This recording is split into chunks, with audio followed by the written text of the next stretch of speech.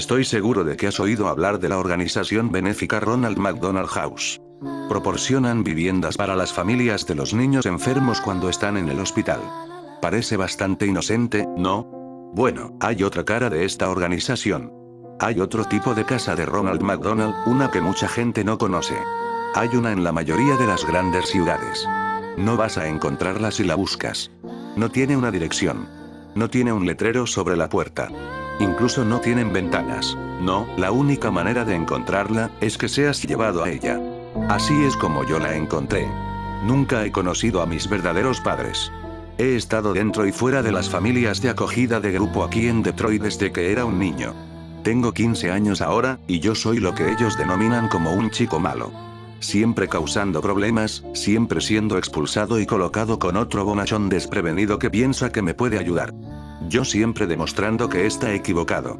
Mi trabajador social se sentó en la mesa negra de metal, parecía estar agotado. Sobre la mesa entre nosotros había un sobre marrón grueso de tamaño carta. Mi expediente. Bueno, tu reputación te ha precedido, dijo, y ahora solo tienes dos opciones, la escuela militar en Lansing, o la casa de Ronald McDonald, que milagrosamente me ha autorizado para su aceptación. Yo no tengo la paciencia para sargentos y estarme despertándome a la madrugada todos los días. Además, ¿qué tan malo podía ser un centro de reinserción que lleva el nombre de un payaso de comida rápida? La casa de Ronald McDonald, pensé. Oscuras nubes se alzaban sobre mí en el día que me metí en la parte posterior del coche de mi asistente social. Pocas pertenencias eran una mochila y la ropa en mi espalda. Eso es todo lo que pude tomar. Una de las pocas significantes que tenía era un álbum de fotos, lleno de fotografías de todas las familias que me habían adoptado. Fue agradable para recordar los pocos momentos buenos. He tenido un par de casos que pasaron por la casa de Ronald McDonald, dijo el trabajador social desde el asiento delantero. Las cosas han ido tan bien para los niños, nunca tuve que transferir en ningún otro lugar. De hecho, la casa se hizo cargo de su expediente y de todo. Fuimos en coche hasta el centro de Detroit, más allá de todos los puntos de referencia familiares. Me habían echado de una casa de acogida a las afueras de la ciudad porque me colé en el centro de Detroit con algunos niños del vecindario para robar en un bar de mala muerte. Buenos tiempos. Bueno, aquí estamos. El coche se detuvo. Miré por la ventana. Habíamos aparcado delante de un gris edificio alto, sin ventanas, intercalado entre dos naves industriales en una calle estrecha de la ciudad. Me di cuenta de que había una dirección en el edificio a mi izquierda y uno a la derecha, pero ninguno en el edificio que tenía enfrente. Ni siquiera una señal. ¿Estás seguro? Le pregunté, vacilando mientras abría la puerta del coche y salía del asiento trasero. Me eché la mochila al hombro, aferrándose con fuerza a la correa, y seguí al trabajador social hasta las puertas de metal sin ventanas. Apretó un timbre y habló con alguien en el interior, entonces las puertas hicieron un clic y se abrieron de par en par. Tan pronto como las puertas de metal se cerraron detrás de nosotros, me di cuenta del silencio absoluto. Era ese tipo de silencio que es tan opresivo y vacío que casi te ensordece. Al otro lado del vestíbulo débilmente iluminado, había una ventana de cristal con una persona dentro. Una secretaria. Ella se dio la vuelta, escribiendo algo con atención. Caminamos hacia la ventana. El trabajador social sonó una campana en el mostrador, y la secretaria se dio la vuelta. Tenía la cara pintada como un payaso. Al igual que Ronald McDonald, de hecho. Incluso tenía el pelo corto y rizado de color rojo. Mientras que llevaba un vestido blanco de enfermera. Quería reírme de lo extraño que era, pero no pude. Un escalofrío me recorre en la espina dorsal. Vi cómo la enfermera y mi asistente social interactuaba. El papeleo se pasó a través de la ventana. El trabajador social deslizó mi expediente a través del cristal, ya que la enfermera le deslizó unos papeles para firmar. Como mi asistente social firmó los papeles, la enfermera me miró. Su sonrisa debería haber sido cálida y acogedora, pero todo lo que vi en sus ojos era el hambre. No puedo quedarme aquí, balbuceé en voz alta, llévame a la escuela militar en Lansing. Por favor. ¿Cuál es el problema, cariño? Dijo la enfermera con la voz apagada ligeramente por copa, ¿le tienes miedo a los payasos? La miré a los ojos y se notaban hambrientos. Ahora había un brillo malicioso mientras se reía. Mi asistente social también se rió y dijo, ahora no pierdas la calma. Tú odias la escuela militar. Además, esto será bueno para ti. Sí, dijo la enfermera, esto va a ser bueno para ti. Antes de que pudiera protestar, oí una slam detrás de mí. Me di la vuelta solo para ver una puerta abierta en la esquina más alejada de la entrada, a la izquierda de la ventana de recepción. No había nadie allí, solo una luz blanca y cegadora. A continuación, las sombras aparecieron estridentes. La risa hacía eco y crecientes sombras a lo largo de la pared interior de la puerta. «Oh», dijo el trabajador social, «aquí viene el comité de bienvenida». Mientras miraba con horror, agarrando la correa de mi mochila, mi asistente social me dio una palmadita en el hombro por última vez. «No te preocupes, amigo. Será diferente esta vez. Te sentirás como en casa aquí, lo prometo». Se dio la vuelta para irse. «No», dije con desesperación, «no me puedes dejar aquí. Tengo que irme. Nunca me gustaron los payasos». Y con eso, me dejó allí. Las puertas de metal se cerraron detrás de él, y yo estaba solo. Me enfrenté a la puerta abierta al lado de la recepción nuevamente. Las sombras casi habían entrado en la habitación y la risa penetrante llenaba el vestíbulo con el sonido. Corrí hacia la puerta principal. Golpeado, tirando, empujando, incluso gritando por ayuda. Gritaba por mi asistente social, gritaba para cualquier persona, «por favor, Dios». Me volví hacia la enfermera tras el cristal. Ella me sonreía de nuevo. Y luego entraron sin parar de reír. Todo un grupo de enfermeras con la cara de payaso y el pelo rojo. Algunos hombres, algunas mujeres, pero todos con el maquillaje horrible de Ronald McDonald. Y en la penumbra del vestíbulo, pude ver el destello de herramientas de metal en sus manos. Luego llegaron más enfermeras conduciendo una mesa de metal hacia mí. «Vete a la mierda, no me toques», grité. Golpeé a la puerta de metal de nuevo, «sáquenme de aquí». Me rodearon. Agarrándome como si fuera un animal, riendo frenéticamente. Le di una patada a uno de ellos y se retorció. Me pusieron en la mesa rodante y me ataron. Miré a mi alrededor salvajemente. Estaba rodeado. «Déjenme ir», grité, retorciéndome y tirando de las correas. Ellos me arrastraron por la puerta abierta y por un pasillo blanco aparentemente interminable. Se rieron y rieron y rieron. Agitaron sus escarpelos brillantes, máquinas de afeitar y agujas a escasos centímetros de mi cara. La última cosa que recuerdo, antes de que uno de ellos finalmente me inyectara, fueron las manos con guantes. Las introdujeron en mi boca para distorsionarme la expresión. Querían forzarme a reír. Sentí un aliento rancio en mi cara, y el susurro. Una voz pervertida decía las palabras: «Nos encanta verte sonreír». Entonces, escuché la risa maniática que parecía deformarse y relajarse como un tocadiscos apagándose. Todo se volvió negro. Cuando abrí los ojos, yo estaba cegado por las luces brillantes de arriba. Cuando conseguí divisar mejor miré a mi alrededor. Había paredes blancas y altas, cubierta de marcas de arañazos y manchas. Una pequeña fuga en la esquina del cuarto. Un pequeño baño tal vez. Una puerta sin ventanas. Y en el suelo junto a la puerta, mi mochila. Traté de sentarme. Me dolía el cuerpo y el momento en que me senté en posición vertical, mi visión empezó a girar. Me pregunté con qué diablos me habían drogado. Me di cuenta de que estaba temblando. Miré hacia abajo. Ya no llevaba mi ropa. Llevaba una bata de hospital rasgada y sucia, de color amarillo brillante con un patrón de rayas rojas. Nada debajo. Escuché sonidos apagados de algún lugar del edificio. Sonaban como gritos. Traté de levantarme, pero no podía mantener el equilibrio. Mi visión estaba comenzando a estabilizarse, pero mi cuerpo todavía se sentía como el caucho. Caí de rodillas y me arrastré hasta mi mochila, pero antes de llegar ahí, traté de abrir la puerta. Estaba cerrada. Me dejé caer al suelo al lado de mi mochila. Y todo lo que quedaba en el interior era el álbum de fotos. Se habían llevado mis cuadernos y lápices y mi teléfono celular. Por supuesto que sí. Abrí con cansancio el álbum de fotos. Pero en vez de las fotos de las familias con las que alguna vez estuve, las fotos que había guardado para recordar, así fuese por poco tiempo a pesar de que sabía de que no iba a estar ahí por mucho tiempo, en lugar de esas fotos, eran fotos de una escena de crimen. Y en cada una de ellas, reconocí a las familias con las que me hospedé. Mis antiguos hogares de guarda, todos brutalmente asesinados. Mi corazón se aceleró y mi estómago se revolvió.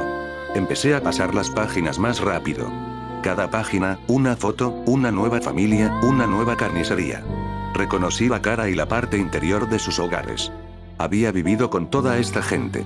Y ahora estaban todos muertos. Llegué a las últimas páginas. Una foto de una casa en la noche. A continuación, una ventana de esa casa. Luego dentro de la casa, un pasillo oscuro con la luz viniendo de una puerta. A continuación, una foto de mi asistente social, cepillándose los dientes en el espejo de su cuarto de baño. A continuación, una foto de él mirando a la cámara con horror.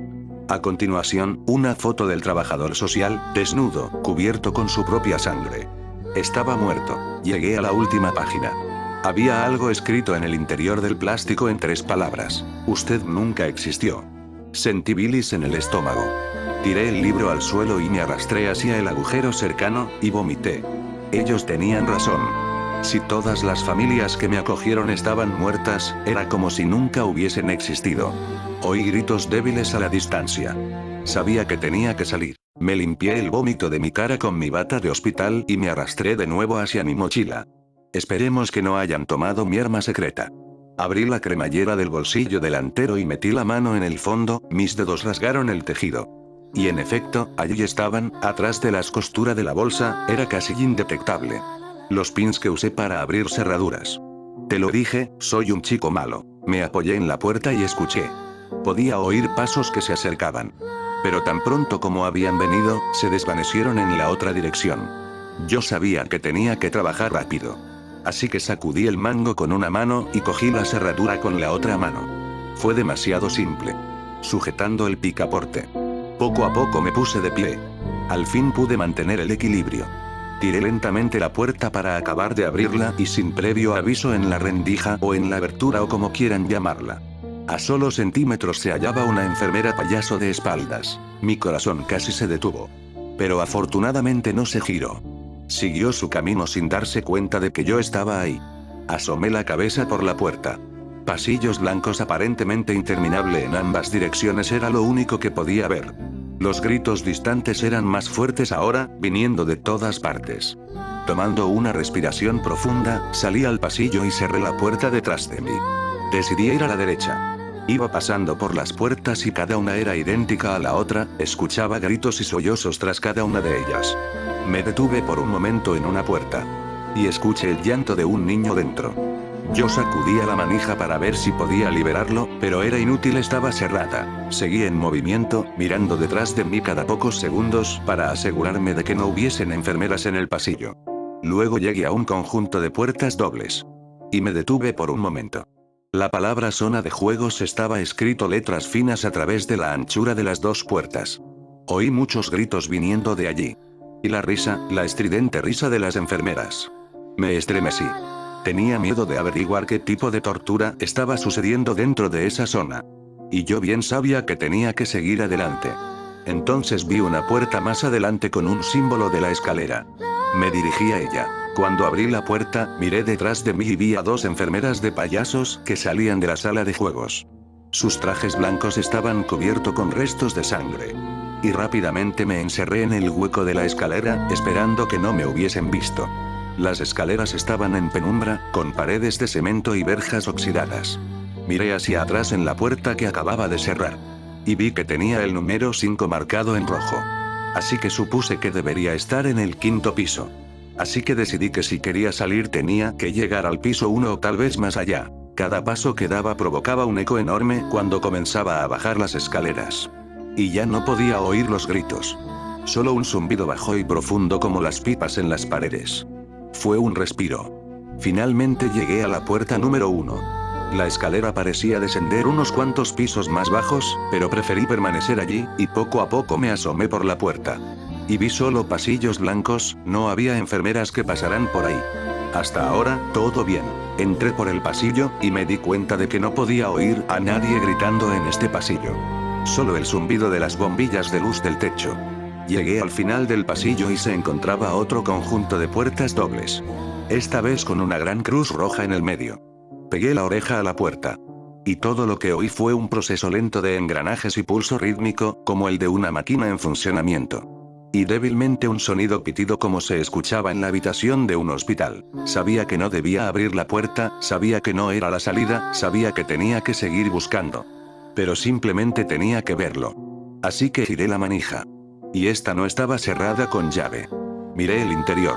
Era una habitación blanca cavernosa. Las luces fluorescentes parpadeaban y zumbaban. Y podía ver cables colgando por todas partes. Y. ¿Qué es lo que colgaba en el techo? Eran filas de niños en batas de hospital como la mía, unidos a cruces de madera blanca colocadas sobre el techo. Literalmente estaban crucificados. Se quedaron en silencio. Sus cabezas se inclinan hacia adelante, con los ojos bien cerrados y mirando a la nada. Algunos parecían temblar un poco, pero la mayoría parecían estar altamente tranquilos. Las cruces se balanceaban hacia adelante y hacia atrás muy ligeramente. Y los cables colgantes, no eran cables, eran tubos intravenosos conectados a las muñecas de los niños. Succionándoles la sangre. Casi vomité de nuevo al verlo. Y en el centro de la sala, en medio de las filas de cruces que cuelgan, pude ver de dónde provenía el sonido de las pulsaciones rítmicas de antes.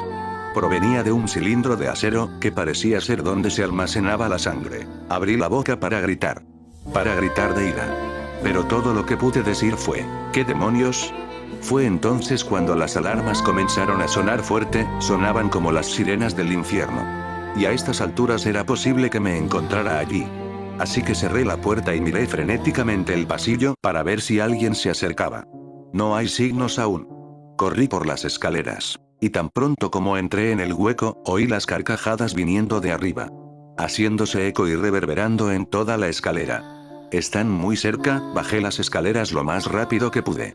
Debo haber bajado otros 3 pisos antes de llegar al sótano. Me encontré corriendo por un pasillo de alcantarillado muy oscuro, con pequeños focos de luz cada 10 metros o menos. El olor a decadencia y a carne podrida se hizo más y más picante conforme procedía. Seguía escuchando la risa detrás de mí. Me las arreglé para mirar atrás y pude ver a un grupo de enfermeros corriendo a toda velocidad. Corrí, saltando cadáveres apilados y todo lo que estuviera en medio. No podía parar. No podía pensar en otra cosa que escapar. Observé a mi alrededor y en una esquina se hallaba una escalera de metal que me era difícil de distinguir a lo lejos. Así que subí hasta que mi cabeza golpeó el techo. Debajo de mí, las sombras y las risas se acercaban. Sus pasos se hicieron lentos. Estaban cerca y ellos lo sabían. Empujé la compuerta encima de mí.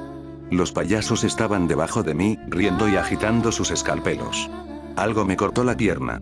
Grité y empujé la pesada compuerta por última vez. El techo se dio como una tapa de alcantarilla y se estrelló en el asfalto. Salí y frenéticamente empujé la tapa de registro de nuevo sobre el agujero, bloqueando la risa de las enfermeras payaso de abajo. Me quedé inmóvil, estaba increíblemente cansado y la lluvia caía sobre mi piel. El cielo de la noche turbulenta era una vista agradable. Miré a todas las direcciones posibles. Edificios abandonados, cristales rotos, sin luces, sin coches. No había señales de vida en lo absoluto. Escuché la sirena de la policía en algún lugar de la distancia. Después solo silencio. Me puse de pie. Y el dolor atravesó mi pierna. Miré hacia abajo y vi la herida en el tobillo, donde una enfermera payaso me había cortado. Desgraciados. Hice lo mejor que pude para mover mis piernas y comencé a caminar. Hola, grité al aire. La única respuesta fue el sonido lejano de un trueno, alguien ayúdeme, por favor. Mi pie cayó sobre algo suave y blando. Miré hacia abajo. El periódico. La mayor parte de la tinta se había desvanecido, pero era capaz de distinguir la fecha. Julio 13, 1992. Se me cayó, no tenía fuerza ni tiempo para eso. ¿Alguien me oye? Por favor, cualquier persona, por favor. Mis palabras se desvanecieron en sollozos delirantes. Me quedé quieto por un momento. La lluvia había empapado mi bata de hospital. Me estremecía cada vez que el viento soplaba. Entonces, vi una luz en la distancia. Era una gran M amarilla en el cielo. Un McDonald's. Por supuesto. Fui hacia el restaurante, y cuando llegué al McDonald's vi que más allá de la M, el resto del edificio estaba completamente a oscuras. Me acerqué con cautela hacia las ventanas rotas y miré en la oscuridad. Me fijé bien y contemplé la zona de juegos. 10 estructuras con tubos de colores para que los niños las atravesaran. Sentado en uno de los bancos pude ver a una figura familiar. La estatua de Ronald McDonald. Ya sabes, aquel en el que te puedes sentar a su lado y parece que él tiene su brazo alrededor de tus hombros. Todo niño lo ha visto. Me estremecí al verlo, y las puertas se abrieron. Yo entré para resguardarme de la lluvia. Me di cuenta de que la decoración no era como el McDonald's que se ve hoy en día, el moderno. Esta seguía siendo el mismo que era en los años 80, con las cabinas de plástico blancas y cortinas rojas y amarillas. El viento parecía susurrar a través de las ventanas. Pude ver algo en el mostrador de la entrada. Un rectángulo negro. Me acerqué. Era una computadora portátil. Dejé escapar una risa suave y delirante. Ya sabía lo que tenía que hacer, así que tomé el portátil y lo llevé afuera, me senté al lado de la estatua del payaso. Abrí el portátil y me puse a escribir esta historia. La lluvia hace sonar las tejas, pero no me importa. No hay nada más que hacer que no sea esperar. Porque en caso de que no lo haya mencionado en todo este tiempo, les diré que ya hace unos minutos lo he estado notando por el rabillo de mi ojo. Ronald está tratando de mirar por encima de mi hombro. Se está riendo ahora.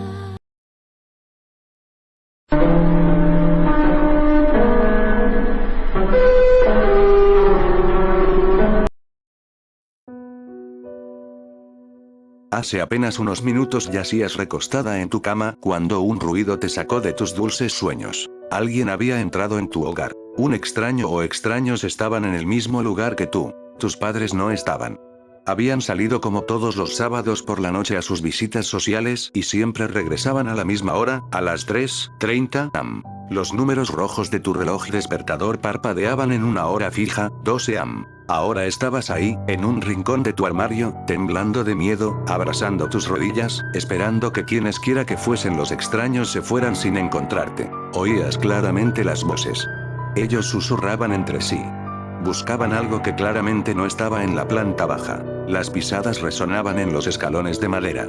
Y el chirrido del penúltimo escalón, ese que tú conocías bien, resonó en tus oídos estridentemente. Uno de ellos ya había subido. Un segundo rechinido te dejó todavía más alerta. Eran dos extraños. Y estaban muy cerca.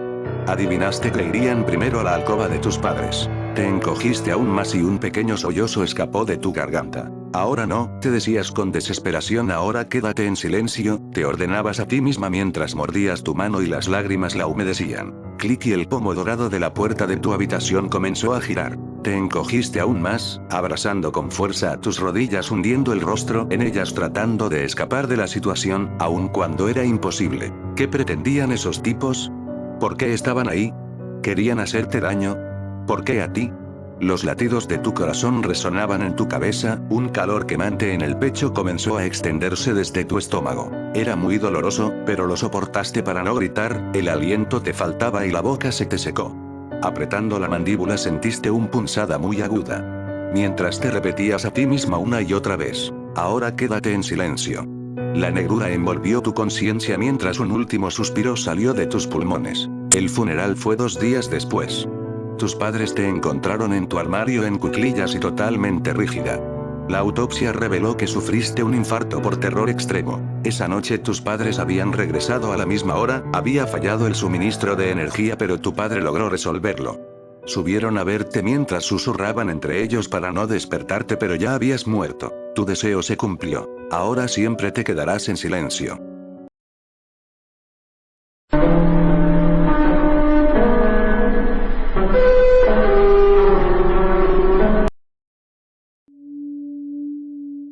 Tengo una historia que contarte, te ruego que no la leas. Por favor, no. Sé que suena estúpido, pero cuando entiendas por qué, será demasiado tarde. Sé que esto no les impedirá que lo hagan, pero con esta simple advertencia dejaré tranquila mi conciencia. Debo decir que no soy capaz de afrontar esto. Y desesperadamente necesito hacerlo. Déjenme comenzar desde el inicio. Tengo un viejo amigo, Joe, a quien conozco desde primaria. Estoy en mis 20 y tantos, él también, él ha sido mi amigo por lo menos la mitad de todo este tiempo. Diría que nos conocemos muy bien después de todos estos años. Esto puede parecer irrelevante y sin interés, pero lo debo resaltarlo. Lo conocía, y lo conocía bien. Lo que hizo no fue nada lo que él hubiese hecho sin alguna influencia externa. En la noche del viernes, enero 23. Yo estaba manejando hacia su apartamento para recogerlo junto a su compañero de cuarto, ya que habíamos hecho planes para salir, llegar a un par de bares y generalmente algo para empezar bien la semana.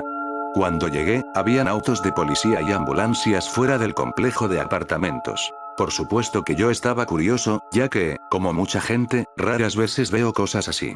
Mientras llegaba más cerca me di cuenta que había un cuerpo en una bolsa en la calle, rodeado por vidrios y nada más que a 5 pies de un auto muy abollado. Estaba aterrorizado, llegando a la conclusión de que alguien fue atropellado por un auto fuera del complejo. Cuando terminé de embobarme, Seguí mi camino dentro y en las escaleras del tercer piso. Ahí era donde el apartamento de mi amigo está, y ahí fue donde descubrí que no había sido un simple accidente. La policía subió las escaleras, hablándole a los residentes y grabando uno de los apartamentos. El apartamento de mi amigo. En pánico, le pregunté a uno de los oficiales qué había pasado, por qué el apartamento de mi amigo estaba siendo grabado. Le dije que se suponía que nos reuniríamos para ir a por unas bebidas, y le pregunté si estaban bien. El oficial me dijo que parecía que Joe había descuartizado a su compañero de cuarto con un cuchillo de cocina para luego tirarse a sí mismo por la placa de cristal con puertas corredizas, hacia la calle. Yo era un fantasma, temblando demasiado, apenas podía contestar las simples preguntas que el oficial me hacía tratando de averiguar si conocía a las víctimas. Mi mente no lo podía procesar. Lo conocía. Él nunca hubiese hecho tal atrocidad. No tenía sentido. Retomé mi camino hacia mi auto en silencio, manejé a casa como es obvio en piloto automático. No podía sacar de mi cabeza el shock. Mi esposa me preguntó qué había pasado, y le expliqué. Ella también estaba en shock, pero ella no lo conocía como yo. Le dije que necesitaba tiempo, y fui a mi habitación. Ella no se interpuso. Perdido, me encontraba en la computadora. No estoy seguro por qué lo hice, pero estaba revisando el email de mi amigo.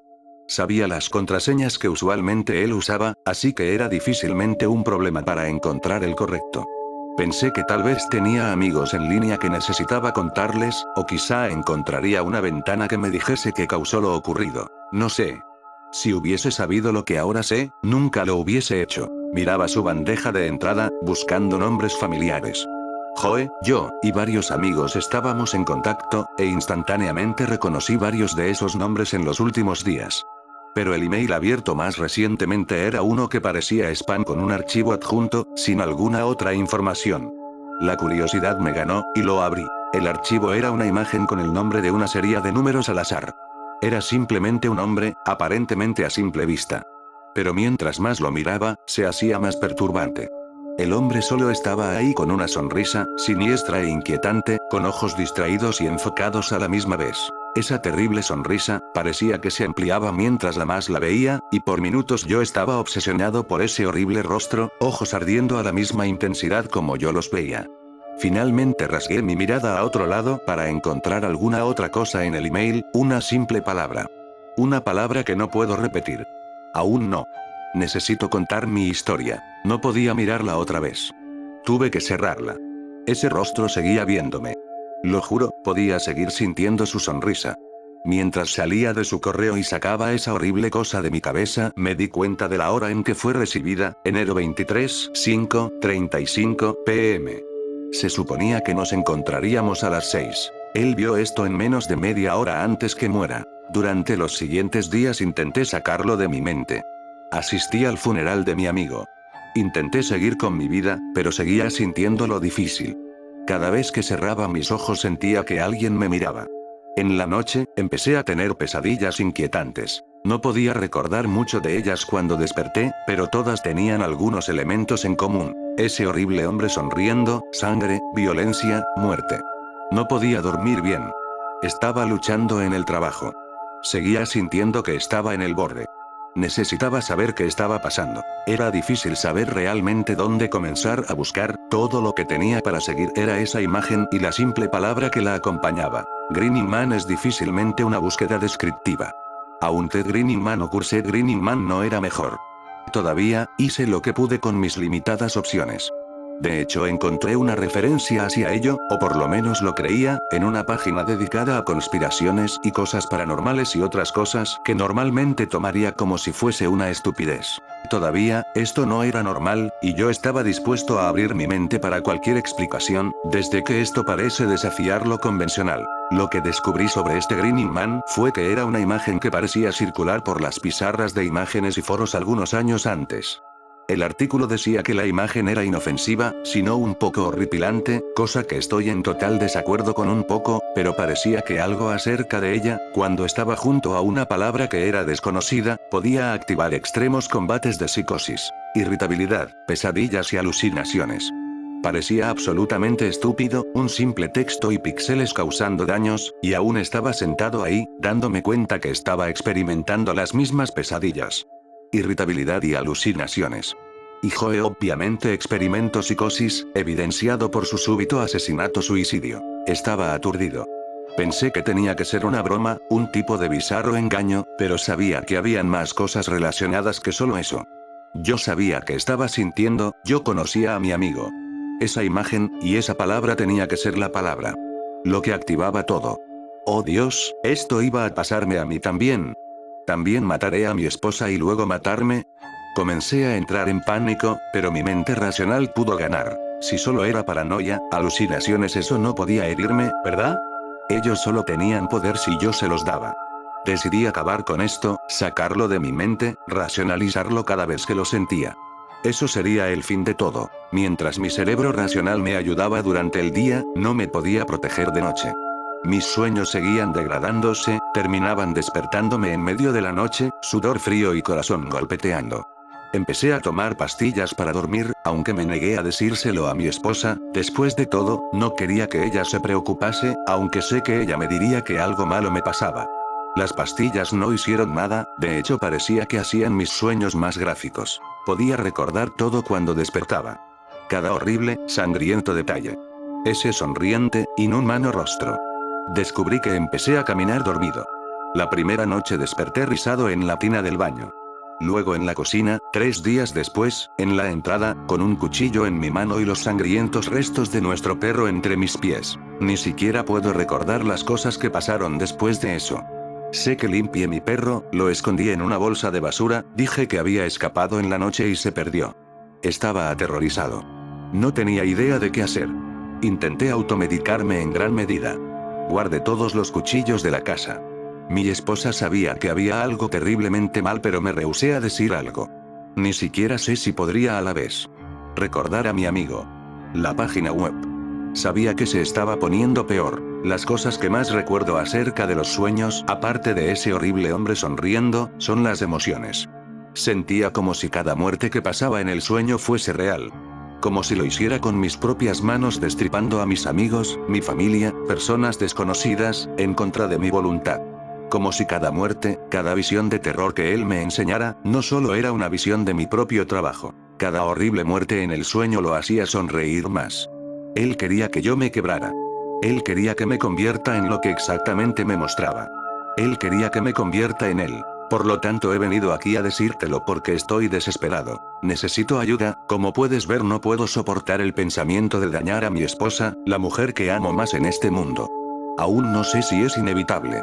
Él siempre está ahí, mirando y sonriendo, sabiendo que estoy a punto de colapsar, y codeándome cada vez más cerca al borde. Sé lo que él quiere. No puedo permitírselo. Pero no sé si haya alguna otra salida.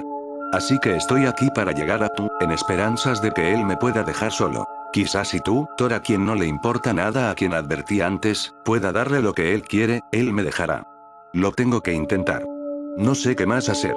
Lo siento mucho. Espero que puedas perdonar a un hombre actuando con desesperación.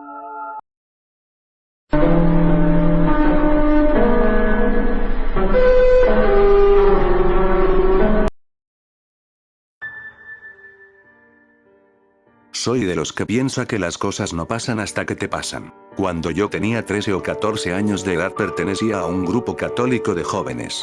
Mi primo, un año mayor que yo, también era miembro de la agrupación, ya saben, jóvenes para animar y contribuir con la iglesia. Un buen día, se nos notifica que nos encomendarían la dirección del grupo.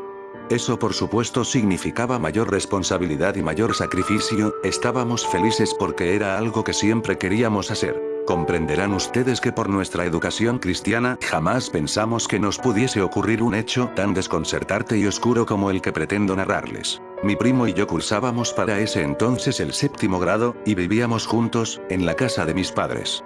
Compartíamos la habitación con mi hermano mayor, y los tres éramos muy activos con nuestros estudios, nuestra familia y la iglesia. Mi hermano, que era 2 años mayor que yo, era dirigente de una agrupación de jóvenes, pero de edades que comprendía los 15, 17 años. Un sábado, día de las reuniones de grupos, se nos participa que el domingo se haría un acto en la misa para comprometernos como jóvenes dirigentes, y que necesitábamos prepararnos, oración, confesión y Eucaristía. Pues así lo hicimos, esa tarde estuvimos en el colegio, lugar de reuniones, esperamos al sacerdote, hicimos turnos, mi primo, todos los demás y yo, para confesarnos y al final un compartir. Salimos a eso de las 7 p.m. El colegio solo queda a una manzana de mi casa. Y esa noche era particularmente oscura, llegamos a la casa y cenamos ligero. Estuvimos haciendo algunos deberes y preparando la ropa para la mañana siguiente, cuando mi primo se da cuenta que no tenía en la casa una ropa adecuada para el evento, por lo que me dice que saliéramos a buscar ropa a su casa. El pueblo en que vivimos está dividido por sectores o campos, el sector donde queda mi casa es apartado de todos los demás, ya que es un sector para los jefes y supervisores de la única empresa que existe allí. La casa de mi primo queda en el sector próximo al mío, pero no por eso un poco alejado, 2 kilómetros aproximadamente. El camino que une el sector de mi primo con el mío está compuesto por monte de lado y lado. Y es un camino en forma de L. La única luz que ilumina el camino es proveniente de 3 postes, faros de luz, uno cerca de mi casa, otro en el vértice de la L y otro al final. Debido a la distancia se observa que el camino es penosamente oscuro. Nuestras bicicletas estaban en malas condiciones esa noche y tuvimos que salir a pie, como íbamos hablando no le di importancia a la oscuridad por la cual empezábamos a adentrarnos. Eran cerca de las 9 y llegamos a la casa de mi primo sin dificultad, buscamos la ropa, tomamos agua, nos despedimos de mi tía y en eso se nos fue una hora. Al regresar caminamos el primer renglón de la L que formaba el camino y llegamos al poste de la esquina, eran las 10 y algo de la noche cuando volvíamos a casa, el camino era muy oscuro y de aproximadamente 700 metros en línea recta, nunca lo he medido. Solo se divisaba la luz tenue del poste de luz al final del camino. Literalmente parecía un túnel. Con pasos decididos nos fuimos alejando del borde, cuando prontamente ya estábamos envueltos en una oscuridad curiosamente más intensa que la de ida. Las noches en el pueblo son frescas y a veces se puede decir que frías, pero en el momento que no contábamos con luz el frío pasó de moderado a intenso por así decirlo. Del lado izquierdo del camino escuchamos un silbido lejano, al cual yo pensé que era un gavilán o algún ave de la sabana, pero a esas horas esos animales no acostumbran a hacer ningún tipo de ruido, al menos que yo sepa. Volteamos violentamente a ver de dónde provenía el silbido, pero con tal oscuridad no se apreciaba nada, y seguimos caminando, apresurando un poco el caminar por supuesto. Cuando solo se había dado unos 10 pasos, escuchamos otra vez el silbido pero mucho más cerca, diría que a unos 100 metros de nosotros. En ese momento sentí un escalofrío indescriptible, ya que la cosa que producía el silbido se había desplazado a una velocidad increíble en dirección nuestra. Por eso la atribución de que la fuente del silbido fuese un ave. Era obvio que estábamos profundamente asustados, pero era un susto por decirlo de alguna manera, un susto controlado, el que uno siente cuando ve una película de suspenso. Sí, exacto, un susto que luego que lo pasas, te dan ganas de reírte y te dices luego: ¡qué tonto! Es solo tal cosa, oh. Mi primo, no sé si fue una reacción nerviosa, se le ocurrió decir un comentario que me puso aún más tenso. Mira él, ¿sabes qué? Escuché alguna vez decir a mi tía, que, cuando uno escucha un silbido a medianoche en la sabana hay que esperar que se repitan 3 veces, es decir que si solo son 2 es porque es un ánima que anda deambulando por los montes, si son 3 o más es porque es un bromista o otra cosa. Apenas terminó de decir eso, escuchamos el desplazamiento de algo muy grande por el monte, a la distancia desde donde se produjo el segundo silbido. No sé por qué, pero no corrimos, a lo mejor fue los nervios, pero solo avanzamos a paso apurados, como cuando uno no quiere correr para no ser perseguido por algo. No volteamos a ver lo que era, solo veíamos la tenue luz al final del camino, no quitábamos la mirada al poste de luz. La cosa que estaba atrás era realmente grande, así lo estimamos por el ruido que producía con los mojotes de paja, monte apilado, ramas, hierbas, arbustos. Mi primo daba pasos más generosos que los míos ya que él era de contextura delgada, mientras que yo era todo lo contrario, mi terror era precisamente ese, que él quisiese salir corriendo y me dejara atrás a merced de lo que nos venía siguiendo. Gracias a Dios que no fue así. Luego que la cosa dejó de arrastrar el monte y de romper arbustos se escuchó cuando unos cascos como de caballo comenzaban a producir el característico sonido contra el suelo. En eso, pensamos, al menos yo en ese momento, que lo que venía atrás era alguien en caballo, pero lo que nos puso mal era que solo se había notado 2 cascos, parecía el sonido producido por los tacones de zapatillas altas de mujer, pero multiplicado por 100. Los pasos que ahora sentíamos estaban justo detrás de nosotros y se daban muy lentamente, es decir, nosotros caminábamos dando muchos pasos y la cosa solo daba uno y se notaba que la distancia que nos separaba era menor cada vez, no sé cómo explicarlos, era algo fuera de las dimensiones de este mundo, era como si ese algo tuviese piernas muy largas ya que con solo 7 pasos se había acercado a unos 30 metros de nosotros, y eso que jamás dejamos de caminar a paso veloz. Nuestros corazones estaban a punto de estallar, no queríamos ver a ningún lado que no fuese el poste de luz. El terror era increíble, sabíamos que la cosa de atrás solo le bastaba un solo paso para interceptarnos, o peor aún ponerse delante de nosotros. Cuando apenas faltaban 300 o 200 metros para llegar al poste de luz, mi primo decide de manera heroica proponerme que iba a contar hasta 3 para salir corriendo y alejarnos de la cosa. Yo no podía hablar ni mucho menos voltear para verle su rostro, solo afirme sin quitar la mirada del faro. En eso mi primo me dice, que intentará ver hacia atrás, y sin más volteó hacia él como para disuadirlo que no lo hiciera, pero noto como al voltear se le dibuja un rostro de terror que no me faltó esperar a escuchar él. Corre. Los dos salimos disparados, nunca he vuelto a superar ese récord personal de los 200 metros. Al llegar al poste de luz, sin casi aire volteamos los dos. Solo el oscuro camino y el poste al final, nada detrás. Le pregunté a mi primo qué era lo que pudo ver, y me dijo que solo era un niño que venía de espaldas caminando hacia nosotros. No lo contamos, no lo confesamos, tratamos de estudiarlo, pero hasta ahora solo podemos narrarlo, no lo comprendemos y solo les puedo decir que fue algo real en este mundo real, y que cuando me digo a mí mismo que ese tipo de cosas no existe siempre me viene a la memoria ese amargo momento que creo que no fue más de 5 minutos.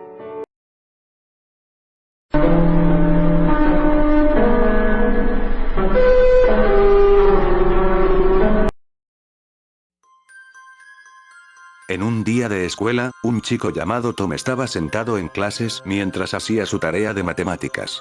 Faltaban 6 minutos más para que la escuela por fin lo dejara libre. Cuando estaba haciendo su tarea, algo llamó su atención. Su pupitre estaba al lado de la ventana, volteó y miró hacia el exterior, en el pasto. Parecía ser una fotografía. Cuando terminaron las clases, corrió hasta el lugar en donde había visto la foto. Corrió tan rápido, que nadie pudo detenerlo. Levantó la foto, y sonrió.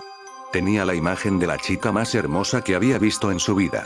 Ella llevaba puesto un vestido con medias y zapatos rojos, y su mano formaba el símbolo de amor y paz. Era tan bella que él deseaba conocerla, así que corrió por toda la escuela y les preguntó a todos si la conocían o si la habían visto antes. Pero, todo a quien preguntó, siempre contestaba con un no. Él estaba devastado. Cuando llegó a casa, le preguntó a su hermana sobre la chica, pero desafortunadamente, también contestó con un no. Era muy tarde, por lo que Tom subió las escaleras, colocó la fotografía en su mesita de noche y se fue a dormir. A medianoche, Tom se despertó al escuchar un golpecito en su ventana. Fue como un golpecito hecho con las uñas. Se asustó. Después de los golpecitos, pudo escuchar una risita. Vio una sombra cerca de su ventana, por lo que salió de la cama, caminó hacia su ventana, la abrió y volvió a escuchar la risita. Para cuando se acercó, ya no se encontraba nadie ahí. Al día siguiente, les preguntó a los vecinos sobre la chica de la foto. Todos contestaron con lo mismo: lo siento, no. Incluso cuando su madre regresó a casa, le preguntó si conocía a la chica. Ella contestó con un no, igual que todos los demás. Fue a su habitación, dejó la foto en su escritorio y se quedó dormido. Una vez más fue despertado por un golpecito. Tomó la foto y siguió la risita. Cruzó la calle, cuando de pronto fue golpeado por un coche. Tom murió instantáneamente, con la fotografía en mano. El conductor salió del auto e intentó ayudarlo, pero ya era demasiado tarde. Vio la fotografía en su mano y la tomó. Y vio una linda chica levantando 3 dedos.